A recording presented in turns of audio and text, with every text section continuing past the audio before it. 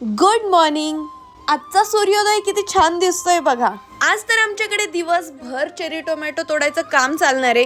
Zucchini मध्ये profit नाही झालं, त्याला 10 रुपये रेट मिळाला, पण मला असं वाटलं चला आता चेरी टोमॅटो तरी प्रॉफिट होईल. कसलं काय, हे सुद्धा 20 रुपये किलोने चाललंय. म्हणजे मी केलंय तर या दरम्यान काहीच भाव नाही आता असं मला वाटायला लागलंय. मला खूप काही वाईट वाटत नाहीये, पण शेतकऱ्यांना बळीराजा का म्हणतात याची मला जवळून जाणीव झाली.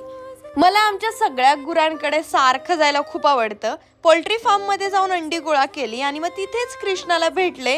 काय गोंडस झालाय तो बघा. आणि हे छोटस कोकरू पण. नंतर मग छोटीशी ट्रॅक्टर राईड केली. आर्चीची स्टाईल मारत गवत घेऊन थेट गोठ्यामध्ये गेले.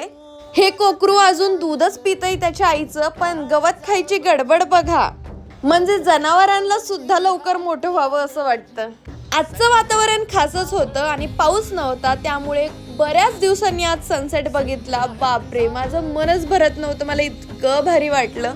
या सगळ्या गमती जमतींमुळेच मला फार्म हाऊस वर करमतं. टेरेस वरून खाली आले तर टॉमला असं वाटलं मला का नेलं नाही सनसेट बघायला, कारण तो नेहमी माझ्या मागे येत असतो पळत. पण आज त्याचं लक्ष त्या खारुताईला पकडण्यावरती होतं.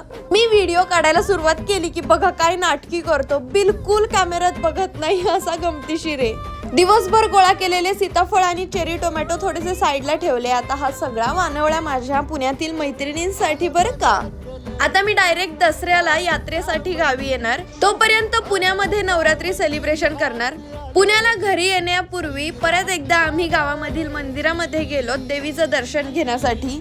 कुळधरण गाव हे 12 वाड्यांचं मिळून एक गाव आहे, त्यामुळे राशीन आणि कुळधरण गावची यात्रा खरोखर बघण्याजोगी असते. त्यामुळे न चुकता दसऱ्यातील व्लॉग्स माझे तुम्ही नक्की बघा आणि सगळ्यांनी यात्रेला यायचं बरं का.